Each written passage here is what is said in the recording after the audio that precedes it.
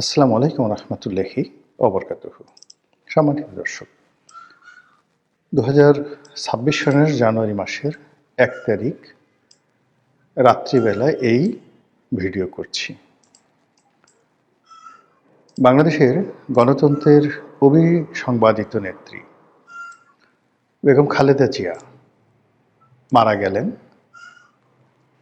এবং তার পরের দিন 31শে ডিসেম্বর তার জানাজা হলো। জানাজার পরের দিন পুরো ঢাকা শহরের একটা বিরাট অংশ আমি ঘুরেছি। আর যেদিন জানাজা হলো সেদিনও বসুন্ধরা এলাকা থেকে জানাজাস্থল হয়ে মহাখালী, তারপর গুলিস্তান, তোপখানা রোড, এই এলাকায় আমার বিচরণ করার সুযোগ হয়েছিল। তো পুরো যে ঘটনা দৃশ্য আমি দেখেছি, আমার স্মৃতিতে সেটি ভাস্বর হয়ে আছে।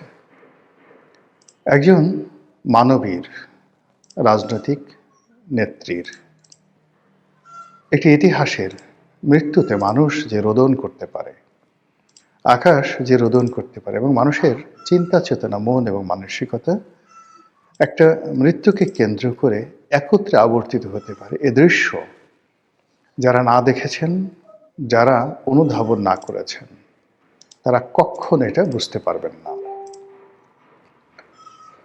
পুরো ঢাকার শহর যেন একটা জানাজার নগরীতে পরিণত হয়েছিল। বিভিন্ন এলাকা রাস্তাঘাট বন্ধ ছিল।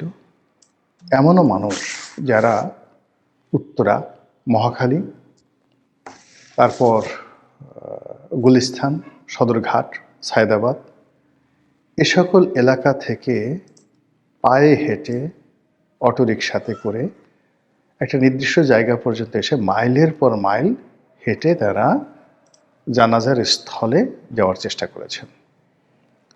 অনেকে এই জানাজাতে অংশগ্রহণ করার জন্য গ্রাম অঞ্চল থেকে একদিন আগে রওনা করেছেন। অনেকে ঠিক সকাল 6টা-7টার সময় ঘটনাস্থলে উপস্থিত হয়েছেন। এই জানাজায় অংশগ্রহণ করার জন্য যখন জানাজা স্থলের আশেপাশের 4-5 কিলোমিটার, বর্গ কিলোমিটার এলাকা লোকারণ্য হয়ে পড়ল, তখন কিছু মানুষ তারা বিভিন্ন বাড়ির ছাদে চলে গেল। সেই ছাদে তারা কাতারবদ্ধ দাঁড়িয়ে জানাজায় অংশগ্রহণ করল। কিছু মানুষ এক বাড়ির দেয়াল টপকিয়ে অন্য একটি রাস্তায় আসতে চাচ্ছিল, যেখানে সেনাবাহিনী বা পুলিশ পাহারারত ছিল। এবং এই যে মানুষের আকুতি, তারা জানাজায় অংশগ্রহণ করতে চাচ্ছে। কয়েকটি ভিডিও দৃশ্য রীতিমতো ভাইরাল হয়ে পড়েছে। বড় ওয়াল, 7 ফিট 8 ফিট দেয়াল। তো সেই দেয়ালের উপরে যেভাবে হোক না কেন কোনো একজন মানুষ উঠে গেছেন। তো এখন তিনি নামতে পারছেন না। ওখানে সেনাবাহিনীর সদস্য তারা দাঁড়িয়ে আছে এবং তাদের কাঁধের উপরে পা রেখে মানুষজন নামছে, এবং সেনাবাহিনী নিজেদের কাঁধ এগিয়ে দিয়েছে মানুষের পায়ের নিচে, এই জানাজাকে কেন্দ্র করে। এ দৃশ্য দেখেছি, অনুধাবন করেছি, এবং মনে হয়েছে যে একটি মৃত্যু কতটা মহিমান্বিত হতে পারে। আমি তো প্রায়ই গল্প বলি, আজকেও এটা নিয়ে একটা গল্প বলতে খুব ইচ্ছা হচ্ছে। আজ থেকে 2500 বছর আগে এরকম যে পৃথিবী, সেই পৃথিবীতে সবচেয়ে ক্ষমতাধর যিনি রাষ্ট্রনায়ক ছিলেন, তার নাম ছিল ক্রেশাস। তো সেই ক্রেশাসের জমানাতে পৃথিবীর সবচেয়ে জ্ঞানী ব্যক্তির নাম ছিল সোলন, মহামতি সোলন। সোলন আজকের যে গ্রিসের অধিবাসী ছিলেন, আর ক্রেশাস লিডিয়া রাজ্যের অধিপতি ছিলেন। তুরস্কের এই অঞ্চলে তার রাজধানী ছিল। তুরস্ক, রাশিয়া, ইরান থেকে শুরু করে সাইরেনিয়া, সাইপ্রাস, মধ্যপ্রাচ্য পুরো অঞ্চলে রাজা ছিলেন তিনি, সম্রাট। তো সোলনকে বলা হয় পৃথিবীর প্রথম সংবিধান প্রণেতা। তিনি এই লিডিয়া রাজ্যে গেলেন। তো তার কাছে রাজা জিজ্ঞাসা করলেন যে, আপনি তো পৃথিবীর বহু দেশ ভ্রমণ করেছেন, আপনার মতো জ্ঞানী লোক আর নেই, তা আপনার দৃষ্টিতে পৃথিবীর সবচেয়ে যাকে বলা হয় সুখী মানুষটি কে? তো সোলন বললেন একজনের নাম। রাজা যাকে বলা হয় মনে করেছিলেন তার নাম বলবে। তারপরে জিজ্ঞেস করলেন দ্বিতীয় ব্যক্তিকে, তাও আরেকজনের নাম বললেন। তৃতীয় ব্যক্তিকে, তাও আরেকজনের নাম বললেন। রাজা খুব রাগ হয়ে গেলেন যে, আমাকে দেখে কি আপনার খুব অসুখী মনে হয়? আমার পরিবার 200 বছর যাবৎ রাজত্ব করছে, আমি 20 বছর যাবৎ ক্ষমতায় আছি, পৃথিবীর সবচেয়ে বড় সাম্রাজ্য আমার অধীন, আমার রাজকোষ পরিপূর্ণ, তো আমাকে আপনি কেন সুখী মনে করছেন না? তখন সোলন বললেন যে, মহামতি সম্রাট, আমি যে 3 জন ব্যক্তির নাম বলেছি তারা সবাই মৃত। একজন মানুষ মারা না যাওয়া পর্যন্ত বলা যাচ্ছে না যে সে সুখী না অসুখী। এর কারণ হলো জীবন সায়াহ্নে এমন ঘটনা ঘটে যে ঘটনার কারণে তার সারা জীবনের সুখ নষ্ট হয়ে তাকে পৃথিবীর অসুখী মানুষ হিসেবে কবরে পাঠিয়ে দেয়। আবার সারা জীবন একটি মানুষ যে কষ্ট করে, জীবনের শেষ পর্যায়ে এসে এমন কিছু ঘটনা ঘটে যার ফলে সে পৃথিবীর সবচেয়ে সুখী মানুষ হিসেবে হাসতে হাসতে পরলোকে চলে যায়। এবং এই কথা, এই কাহিনী লিখে গেছেন ইতিহাসের জনক হিরোডোটাস তার বইতে। তো সেই দিক থেকে অর্থাৎ সোলনের থিওরি যদি আপনি চিন্তা করেন, তাহলে বেগম জিয়াকে আপনি বলতে পারেন the happiest man in the Asia subcontinent, not only Asian subcontinent, in the history of world politics since last 100 years. গত 100 বছরে পৃথিবীর কোনো রাজা, মহারাজা, সম্রাট, রাজনীতিবিদের মৃত্যু এতটা সম্মানের, এতটা মর্যাদার হয়নি, দেখাতে পারবেন না।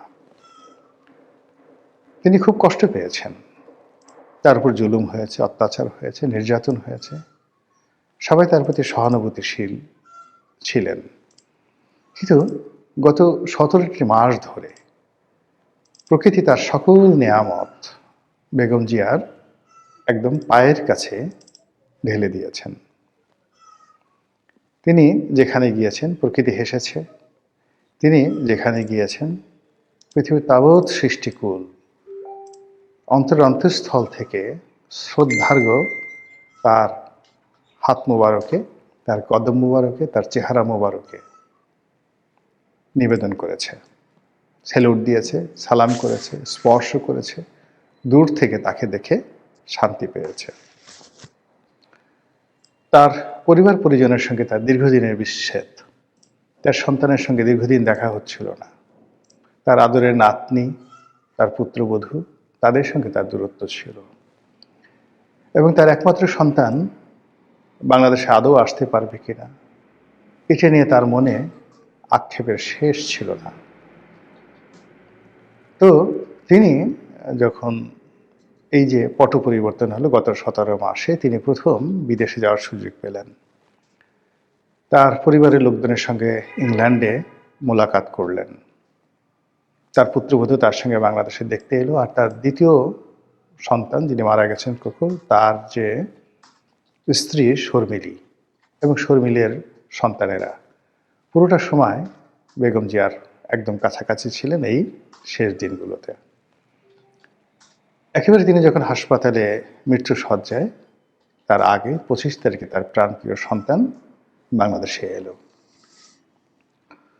এবং মায়ের লাশ নিজের কাঁধে বহন করে সেই লাশ সমাধিস্থলে কবরের মধ্যে একমাত্র জীবিত পুত্র সে স্থাপন করলো। তারপর জানাজাতে অংশগ্রহণ করলো, মায়ের জন্য দোয়া করলো। বিশ্বাস করেন, একজন প্রয়াত রাজনীতিবিদের জন্য এর চাইতে বড় সম্মান, বড় স্বীকৃতি, বড় মর্যাদা আর হতে পারে না। এটা বেগম জিয়ার ক্ষেত্রে এবং বিএনপির ক্ষেত্রে, বাংলাদেশের রাজনীতির ক্ষেত্রে, সকলের ক্ষেত্রে একটা রীতিমতো মাইলস্টোন হয়ে আছে। এবং এই যে বেগম জিয়ার মৃত্যু, এই বেগম জিয়ার মৃত্যু আমাদের দেশের রাজনীতিকে আগামী দিনে গৌরবোজ্জ্বল করবে। রাজনীতির যে গতিপথ এটি পরিবর্তন করে দেবে। আমাদের রাজনীতিতে অতীতে যারা বড় বড় নেতা ইন্তেকাল করেছেন, বঙ্গবন্ধুর মর্মান্তিক মৃত্যু, শহীদ প্রেসিডেন্ট জিয়াউর রহমানের মর্মান্তিক মৃত্যু, তারপর এরশাদ সাহেবের মর্মান্তিক এবং অবমাননাকর মৃত্যু, এর পাশাপাশি অন্যান্য যারা রাজনীতিবিদরা ইন্তেকাল করেছেন, ঠিক বেগম জিয়ার মতো এইভাবে মানুষের ভালোবাসা, মানুষের শ্রদ্ধার্ঘ্য তাদের নসিবে জোটেনি। ফলে কি হলো, এই যে বেগম জিয়ার এই যে জানাজা, তার মৃত্যু এবং মৃত্যু পরবর্তী ঘটনা, এগুলো আগামী দিনে যারা রাজনীতি করবেন এবং এখন যারা রাজনীতি করবেন তাদের জন্য একটা পোর্ট্রেট হিসেবে, তাদের জন্য একটা ইতিহাস হিসেবে, তাদের জন্য একটা ম্যাগনা কার্টা দলিল হিসেবে, এমনকি একটা রাজনীতির সংবিধান রূপে তাদের সামনে থাকবে। তাদের মনে হবে যে আমাদেরও বেগম জিয়ার মতো এভাবে কাজ করতে হবে, আপোষহীন হতে হবে, অন্যের ব্যাপারে মন্দ চিন্তা করা যাবে না, সারাক্ষণ শুধু টাকা পয়সা লুটপাট, চুরি চামারি, ধান্দাবাজি এসব করা যাবে না, কাউকে ব্যক্তিগতভাবে আঘাত করা, অপমান করা, ক্ষতি করা এই কাজগুলো করা যাবে না। ধীর স্থিরভাবে সব কিছু মেনে নিতে হবে, তাহলে প্রকৃতি একটা সুন্দর প্রতিদান দেবে। এটি এই বেগম জিয়ার যে জীবন চরিত্র, তার যে কর্মময় জীবন এবং তার যে অন্তর্ধান বা মৃত্যু,